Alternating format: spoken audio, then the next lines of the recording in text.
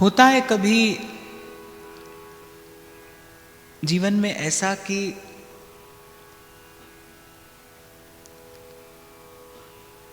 संसार की सब सुंदर वस्तुओं से घर भर लेने के बाद भी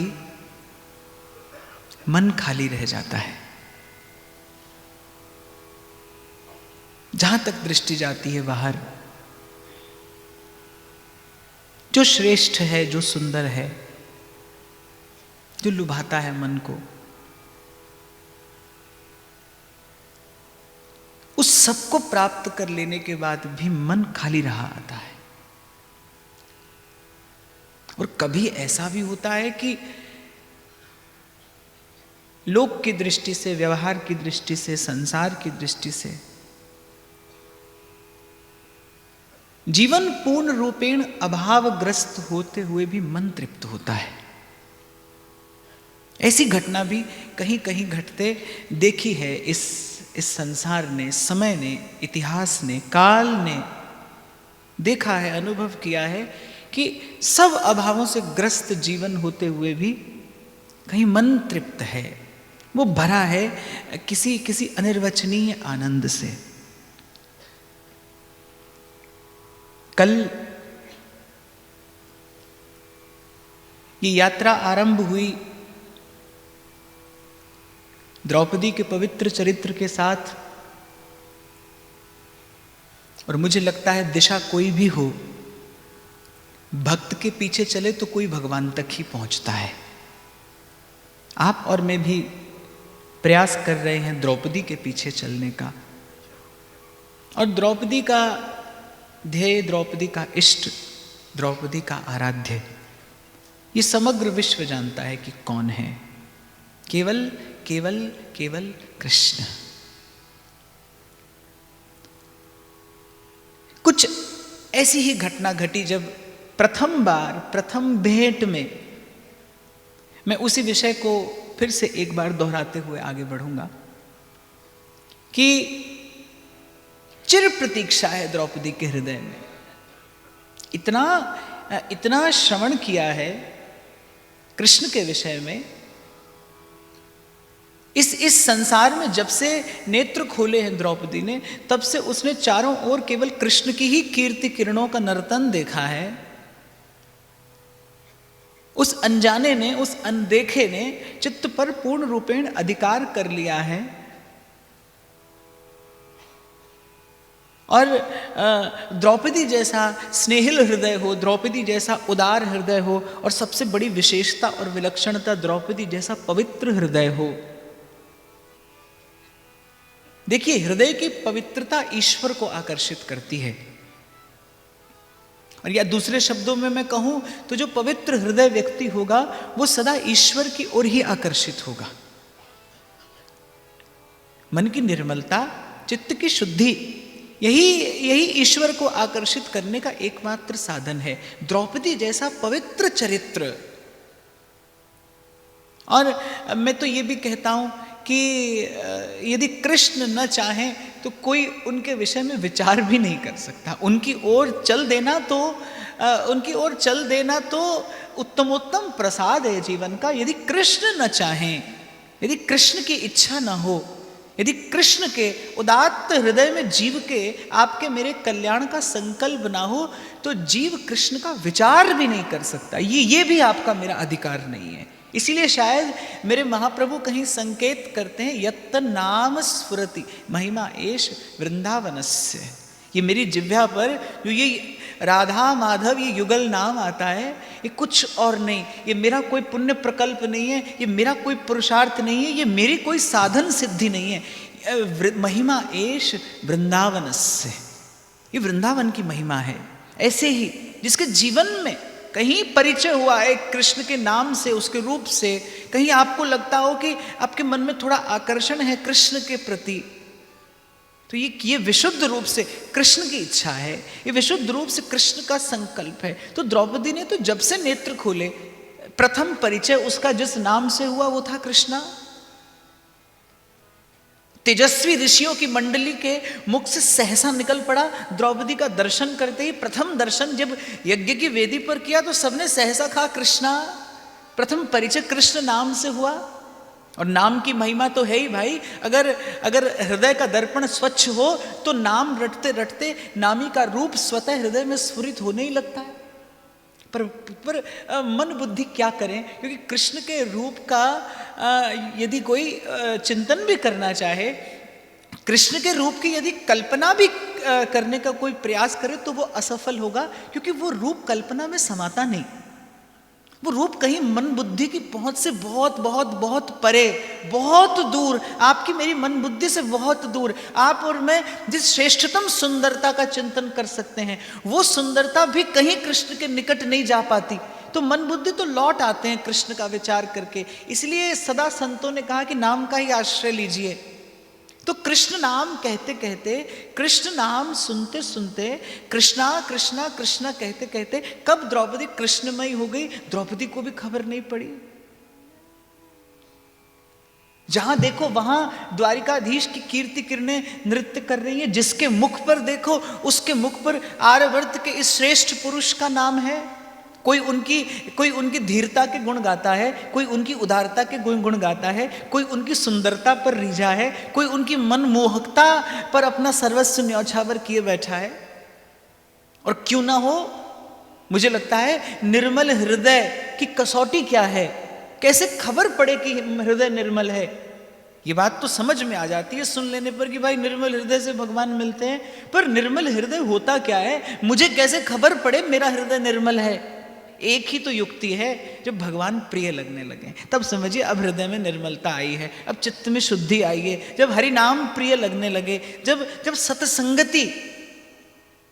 सत्संगति आपको रुचिकर लगने लगे, जब लोभ जगे जीवन में सत्संगति का, जब कभी संत भक्त भागवत के दर्शन को आतुर हो नेत्र, जब लालसा जगे कहीं संत भक्त के दर्शन की, तब समझना हाँ अब हृदय निर्मल हो रहा है। तो कहीं बंध गई उस अनदेखी प्रीत की, प्रेम की डोरी से द्रौपदी कृष्ण के चारों चरणों से। और बड़ी दीर्घकालीन प्रतीक्षा। कोई क्या करे, जिस तक मन न जा पाए, जिस तक बुद्धि न जा पाए, जिस तक तन की गति ना हो, जिस तक मन की गति ना हो, उसके निकट जाने के लिए उसकी कृपा का अवलंब लेकर उसकी प्रतीक्षा करने के अतिरिक्त और साधन भी क्या है। जिस तक आप न जा सकें उससे मिलन का एक ही तो साधन है, एक ही तो युक्ति है कि कभी कृपा करके वो आप तक आ जाए। जीव की गम भगवान तक नहीं है। द्रौपदी भी बेचारी क्या करती, न तो वहां तन जाता है और न वहां मन जाता है। और तो और प्रिय सखी नितंबिनी ने भी कह दिया कि कुछ भी चर्चा करना मुझसे, लेकिन कृष्ण के विषय में कोई वार्ता ना करना। क्यों? क्योंकि कृष्ण के विषय में चर्चा करते करते मैंने सुना है कृष्ण से प्रेम हो जाता है, और मैं कम से कम कृष्ण के प्रेम जाल में नहीं फंसना चाहती। मैं क्यों अपना घर संसार बिगाड़ूं? तुम तो राजकुमारी हो, तुम्हें यह सब शोभा देता होगा, मैं तो तुम्हारे चरणों की अनुचरी दासी। मैं कम से कम कृष्ण के प्रेम में पड़कर जो थोड़ा सा सुख मेरे हिस्से आया है तुम्हारे अनुगत्य का, कम से कम मैं वो नहीं खोना चाहती। तो तुमसे कृष्ण की चर्चा नहीं करूंगी। अब तो मन को मोहन के निकट ले जाने का और कोई साधन ही नहीं बचा द्रौपदी के पास, प्रतीक्षा को छोड़कर। पर यदि भक्त के हृदय से देखो तो ये परम धन है। भक्त के जीवन में जो माधुर्य घुलता है ना, वो भगवान से नहीं घुलता। तेरे आने की जब खबर महके, तेरी खुशबू से सारा घर महके। भक्त होकर ही जाना जा सकता है कि प्रतीक्षा का सुख क्या होता है। बिना देखे, जिसके चरणों में जीवन सर्वस्व न्यौछावर कर दिया हो। कहने वाले कहते हैं कि दुर्बल व्यक्ति भक्ति के पथ पर चलता है, जो सबल है वो तो ज्ञान के पथ का अवलंब लेता है। पर मुझे लगता है बिना देखे, बिना किसी परिचय के, केवल किसी का नाम श्रवण करके, केवल किसी की चर्चा किसी से सुन के, और उसके लिए अपने समस्त जीवन को न्यौछावर कर देना, ये किसी शूर व्यक्ति का कार्य है, ये वीर का कार्य है। इसीलिए मेरा कबीर कहता है, भक्ति करे कोई सूरमा, जात बरन कुल खोए, बिना देखे, बिना जाने, बिना किसी प्रमाण के, बिना किसी प्रमाण के, किसी पर, किसी के नाम पर, किसी की चर्चा पर केवल सुनकर अपना सर्वस्व न्यौछावर कर देना, ये किसी शूरवीर का ही कार्य है। और बड़ भागी वो भी होता है भाई जिसका हृदय स्वयं भगवान हर लें। तो द्रौपदी तो उन सौभाग्यशालिनियों में से है जिसके चित्त वित्त का हरण स्वयं केशव ने किया है, स्वयं श्री कृष्ण ने किया है। तो एक ही मार्ग है द्रौपदी के पास, सतत प्रतीक्षा अपलक लोचन।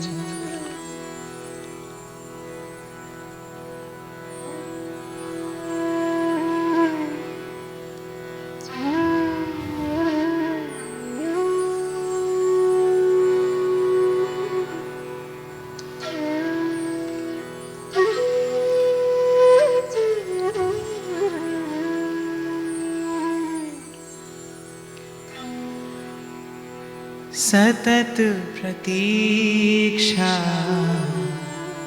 अपलक लोचन, हे भवबाधा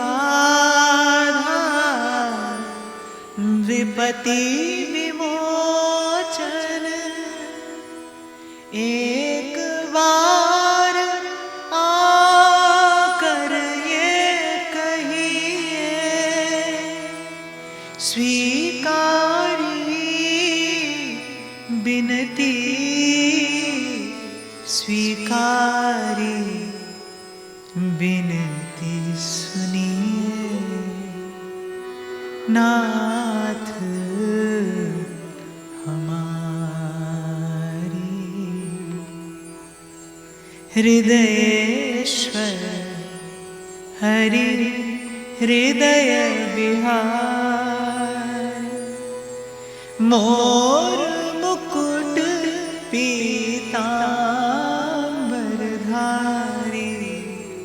विनती सुनिए नाथ। आज जब मैं आने से पूर्व विचार में तो था ही, तो आप सच मानिए मैं इस क्षण के चिंतन से आगे बढ़ नहीं पा रहा था कि किन भावनाओं से आंदोलित होता होगा ना द्रौपदी का हृदय, जहां असमर्थ हो जाएं आप, विवश हो जाएं आप, ना आप कुछ कर सके और ना कुछ किए बिना स्थिर रह सकें। ऐसी अवस्था में क्या किया जा सकता है? केवल एक ही तो मार्ग है, एक ही तो युक्ति है कि अपने इष्ट की कृपा का आश्रय लेकर और इष्ट के आगमन की प्रतीक्षा की जाए। बस प्रतीक्षा, लालसा युक्त प्रतीक्षा, उत्तरोत्तर प्रवृद्धमान लालसा, पल पल बढ़ती इच्छा, और उस इच्छा के साथ सतत प्रतीक्षा अपलक लोचन, सतत प्रतीक्षा अपलक लोचन, हे भवबाधा विपति मोचन, हे भवबाधा विपति विमोचन, एक बार आकर ये कहिए, एक बार आकर ये कहिए स्वीकारी विनती, स्वीकारी विनती सुनिए नाथ हमारी विनती सुनिए नाथ हमारी। हृदयेश्वर हरि हृदय विहारी, हृदयेश्वर हरि हृदय विहारी, मोर मुकुट पीतांबरधारी, विनती सुनिए नाथ हमारी।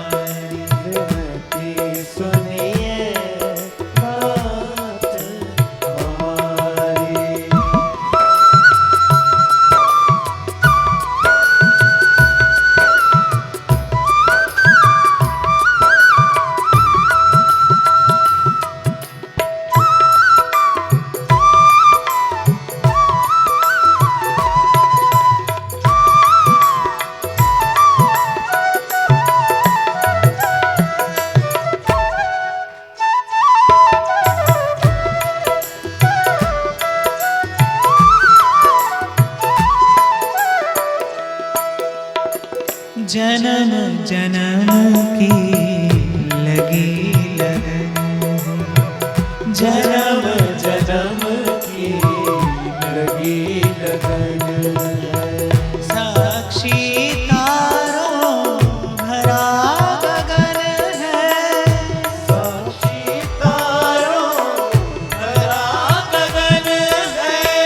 गिन गिन श्वास श्वास कहती है, गिन गिन श्वास श्वास कहती है।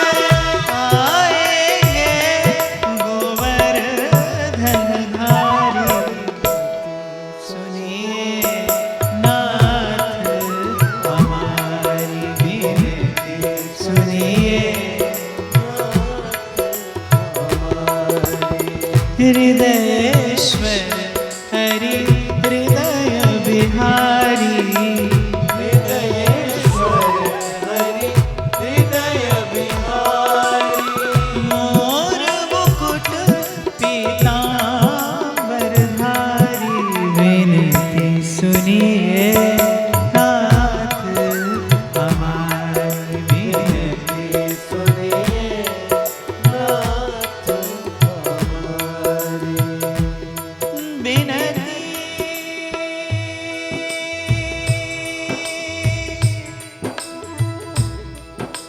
सुनिए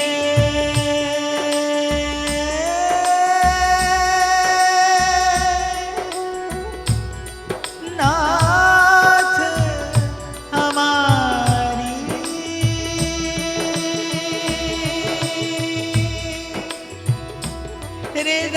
हृदयेश्वर हरि हृदय बिहारी, हृदयेश्वर हरि हृदय बिहारी, विनती सुनिए नाथ हमारी, विनती सुनिए नाथ हमारी। विनती सुनिए नाथ हमारी, विनती सुनिए नाथ हमारी। और एक मौन सा संबंध है धरा और गगन के मध्य, एक मौन संवाद होता है कभी कभी धरती और आकाश के बीच में,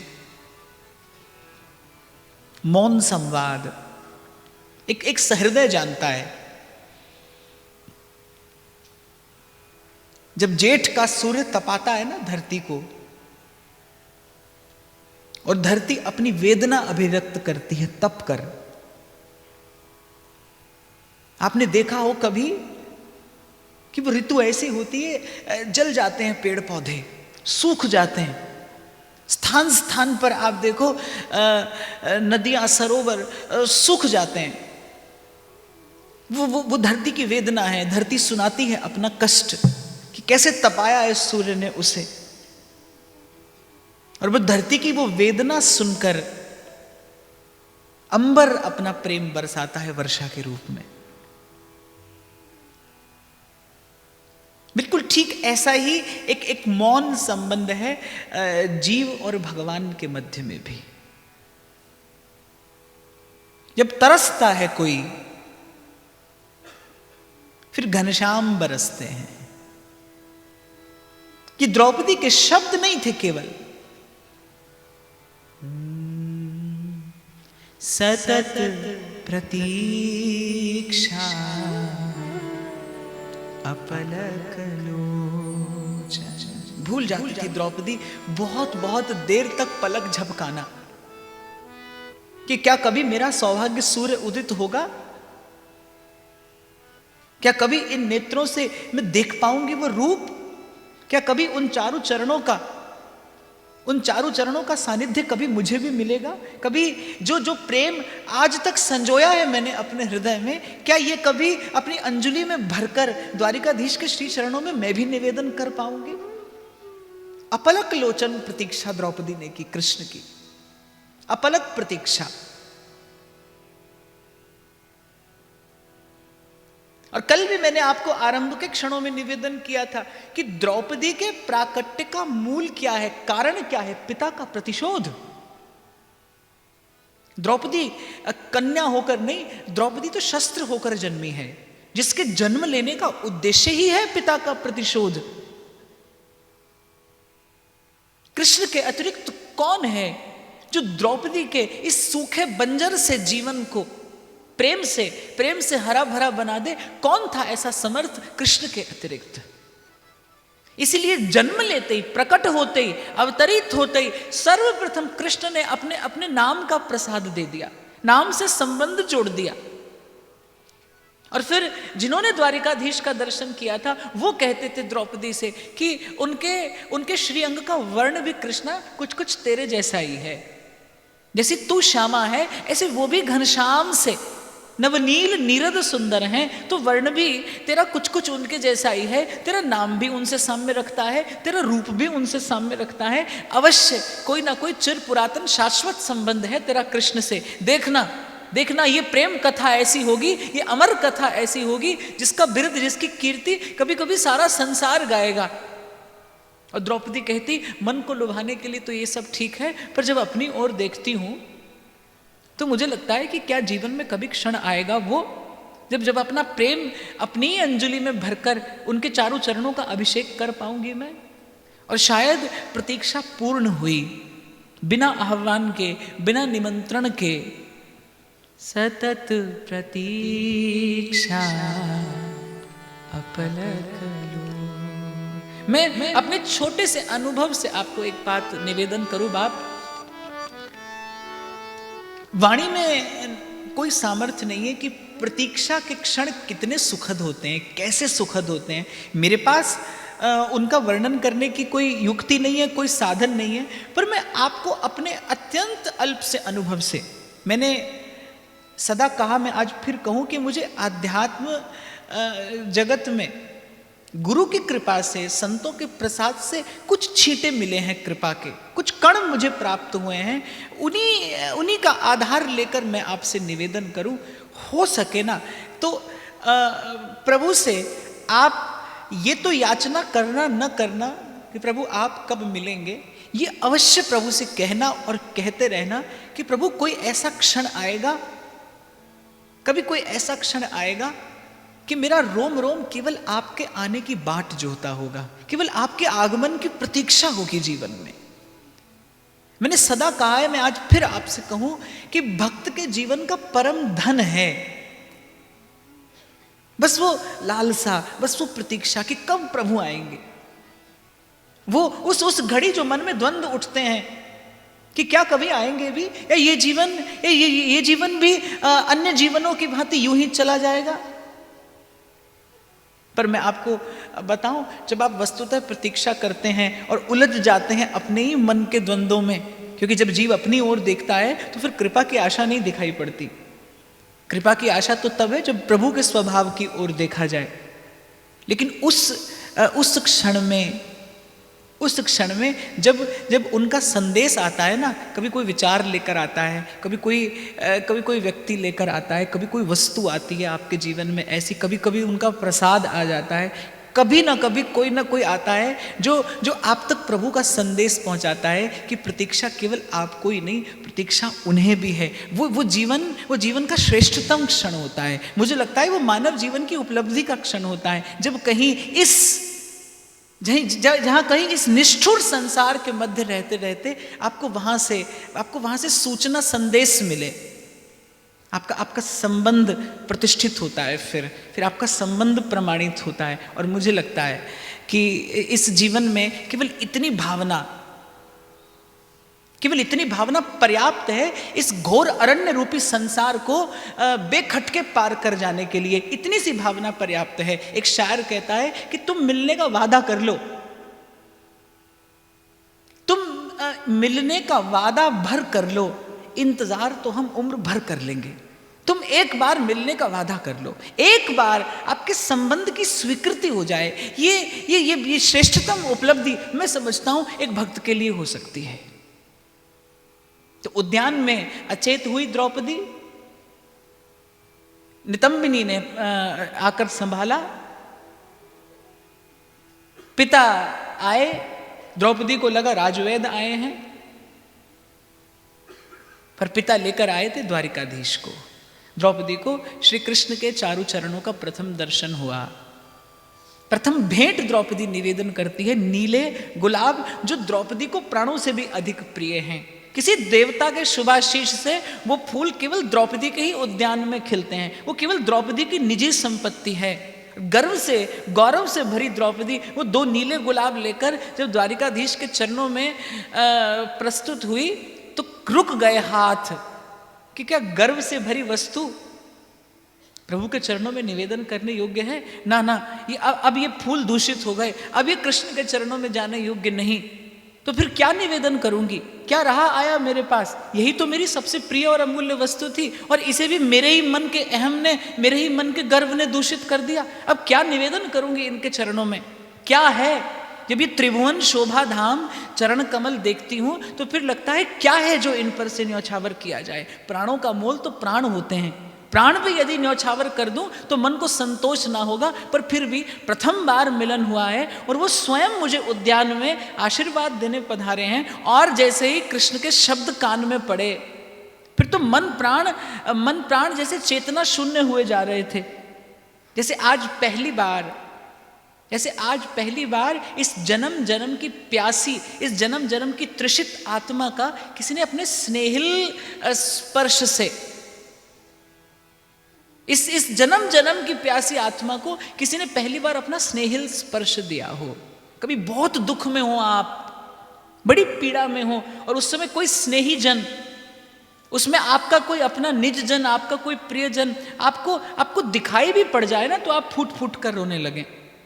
बड़ी पीड़ा के समय कोई सुहृद, कोई बंधु दूर से दिखाई भी पड़ जाए तो कैसे हृदय की पीड़ा आतुर हो जाती है बह जाने के लिए। और द्रौपदी के कान में तो उनके शब्द पड़े हैं जिनका ध्यान जीव के जन्म जन्मांतर की पीड़ा का हरण करता है। तापत्रय विनाशाय श्री कृष्णाय वयम नमः। तुम्हारे पिता से तुम्हारे अस्वस्थ होने का समाचार सुना तो बस यही उद्यान में तुमसे मिलने चला आया। कृष्ण का अपने प्रति ये निश्चल निर्मल स्नेह देखकर हृदय से प्रेम उमड़ा। एक बात यहां पर निवेदन करता हुआ मैं आगे बढ़ूं, आपकी आंख में कभी प्रभु को याद करते करते प्रेम के 2 बिंदु उभर आए तो आप उन्हें अपनी उपलब्धि न समझिएगा। वो तो ईश्वर का आपके प्रति जो प्रेम है ना, वो तो उसकी प्रतिक्रिया है। जीव में क्रिया नहीं है, जीव में तो प्रतिक्रिया है। कारण तत्व तो वो है, कारण तत्व वो है। मैं आज भी सुबह शंभू जी से कुछ बात पर चर्चा कर रहा था और कह रहा था कि यहां जो कुछ रचा जाता है श्रेष्ठ सुंदर, वो पहले रचा जा चुका है। कोई कविता लिखता है तो कागज कलम उसे प्रकृति देती है। वो शब्द भी कहीं इस अस्तित्व में है, वो शब्द भी कहीं इस अस्तित्व में है। रचनाकार तो बस एक ही है। कल, आज और आने वाले कल में रचना रचने वाला तो एक है। आप और मैं तो जो करते हैं वो तो केवल रची हुई रचना को दोहराया जाता है। आपको कुछ श्रेष्ठ दोहराने को मिले, तो आपका सौभाग्य है। इसमें तो स्वयं को कृतार्थ जानना चाहिए, इसमें तो स्वयं को कृतकृत्य समझना चाहिए कि आपको उसकी किसी श्रेष्ठ रचना को दोहराने का अवसर मिला है। कभी कभी किसी की, क्षमा करना, किसी का रंग रूप ऐसा होता है कि वो किसी नाटक में काम करने के लिए जाए तो उसे कहा जाता है कि भाई आपको तो विलियन का ही रोल दिया जा सकता है। नहीं, आप हीरो नहीं हो सकते। आपको यही रोल अदा करना होगा। ऐसे ही ये तो भला बुरा सभी उसने रचा है। आपको श्रेष्ठ कुछ रचने को मिले, आपको कुछ श्रेष्ठ कहने को मिले, आपको कुछ श्रेष्ठ करने को मिले तो अपना सौभाग्य समझना कि आपको उसकी श्रेष्ठ रचना को दोहराने का अवसर दिया गया। इसमें तो स्वयं को कृतार्थ जानना चाहिए, स्वयं को कृतार्थ समझना चाहिए। और कबीर कहते मन ही मिलावे राम से, मन ही करे फजीत। मन ने ही उन दो पुष्पों को भाव से मैला भी कर दिया था, और जैसे ही प्रेम से मन भरा, वो दो अश्रु बिंदु उन दो पुष्पों पर गिरे। कल्पना करना, वो नीले गुलाब, खबर नहीं आपने कभी देखे भी होंगे कि नहीं, पर द्रौपदी की कृपा से मैंने देखे हैं। वो नीले गुलाब और याज्ञसेनी के, पांचाली के, द्रौपदी के नील कमल से नेत्रों से गिरे प्रेम के वो दो अश्रु। क्या मूल्य होगा उन दो गुलाबों का, ये केवल द्वारिकाधीश जानते होंगे। वो दो प्रेम के अश्रु बिंदु गिरे उन पुष्पों पर, और व्याकुलता बढ़ गई भगवान की, श्री कृष्ण की व्याकुलता बढ़ गई। जब सुदामा छुपा रहे थे ना दो मुट्ठी तंदुल, तो बड़े चंचल हो रहे थे द्वारिकाधीश। और जब बड़ी देर प्रतीक्षा करने पर भी सुदामा ने नहीं दिए वो दो मुट्ठी तंदुल, तो छीन लिए द्वारिकाधीश ने। आप कहते हैं कि प्रभु कब स्वीकार करेंगे आपका जीवन? अरे वो तो प्रेम से पूर्ण वस्तु स्वीकार करने के लिए चंचल हो उठते हैं, उनसे तो प्रतीक्षा भी नहीं की जाती। वो तो ये भी भूल जाते हैं कि मैं तीनों लोगों का अधिपति हूं। वो भूल कर अपने सिंहासन से उतर कर दौड़ते हैं और वस्तु स्वीकार करते हैं।